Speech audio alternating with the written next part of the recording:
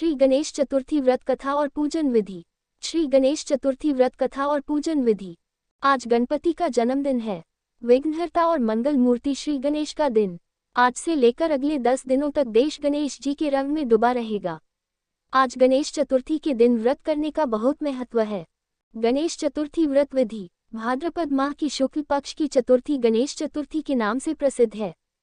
इस प्रातःकाल स्नानादि से निवृत्त होकर सोना, तांबा, चांदी, मिट्टी या गोबर से गणेश की मूर्ति बनाकर उसकी पूजा करनी चाहिए। पूजने के समय 21 मोदकों का भोग लगाते हैं तथा हरित दूर्वा के 21 अंकुर लेकर ये 10 नाम लेकर चाहने चाहिए। ऊँ गताप नमः, ऊँ बोरिसुमन नमः, ऊँ अग्नाशक नमः, ऊँ एक दंताय नमः, ऊँ ईशपुत्र नमः, ऊँ सर्वसिद्धिप्रद नमः, ऊँ विनायक नमः, ऊँ कुमार गुरु नमः, ऊँ इम्भवक्त्रय नमः, ऊँ मूषिकवाहन संत नमः। तत्पश्चात 21 लड्डुओं में 10 लड्डू ब्राह्मणों को दान देना चाहिए और 11 लड्डू स्वयं खाने चाहिए।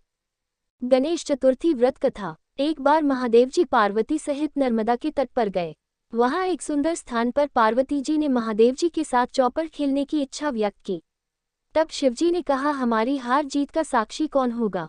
पार्वती ने तत्काल वहां की घास के तिनके बटोरकर एक पुतला बनाया और उसमें प्राण प्रतिष्ठा करके उससे कहा, बेटा, हम चौपड़ खेलना चाहते हैं, किंतु यहाँ हार जीत का साक्षी कोई नहीं है।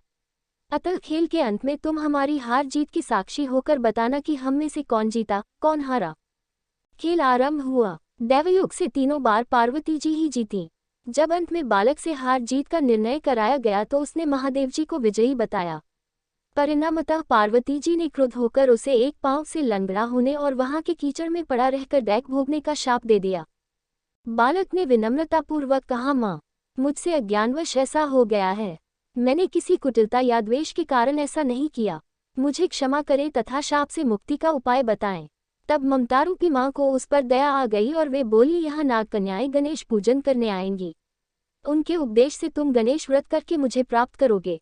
इतना कहकर वे कैलाश पर्वत चली गईं। 1 वर्ष बाद वहां श्रावण में नाग कन्याएं गणेश पूजन के लिए आईं। नाग कन्याओं ने गणेश व्रत करके उस बालक को भी व्रत की विधि बताई। तत्पश्चात बालक ने 12 दिन तक श्री गणेश जी का व्रत किया। तब गणेश जी ने उसे दर्शन देकर कहा, मैं तुम्हारे व्रत से प्रसन्न हूँ, मनोवांछित वर मांगो। बालक बोला, भगवान, मेरे पांव में इतनी शक्ति दे दो कि मैं कैलाश पर्वत पर अपने माता पिता के पास पहुंच सकूं और वे मुझ पर प्रसन्न हो जाएं। गणेश जी तथास्तु कहकर अंतर्धान हो गए। बालक भगवान शिव के चरणों में पहुंच गया। शिवजी ने उससे वहां तक पहुंचने के साधन के बारे में पूछा। तब बालक ने सारी कथा शिवजी को सुना दी। उधर उसी दिन से अप्रसन्न होकर पार्वती शिवजी से भी विमुख हो गई थी। तदुपरांत भगवान शंकर ने भी बालक की तरह 21 दिन पर्यंत श्री गणेश का व्रत किया, जिसके प्रभाव से पार्वती के मन में स्वयं महादेव जी से मिलने की इच्छा जागृत हुई। वे शीघ्र ही कैलाश पर्वत पर आ पहुंची। वहां पहुंचकर पार्वती जी ने शिवजी से पूछा, भगवान, आपने ऐसा कौन सा उपाय किया जिसके फलस्वरूप मैं आपके पास भागी भागी आ गई हूँ? शिवजी ने गणेश व्रत का इतिहास उनसे कह दिया। तब पार्वती जी ने अपने पुत्र कार्तिकेय से मिलने की इच्छा से 21 दिन पर्यंत 21 to 21 की संख्या में दूर्वा, पुष्प तथा लड्डुओं से गणेश जी का पूजन किया। दिन कार्तिकेय स्वयं ही पार्वती जी से आ मिले। उन्होंने भी मां के मुख से इस व्रत का महात्म्य सुनकर व्रत किया। कार्तिकेय ने यही व्रत विश्वामित्र जी को बताया।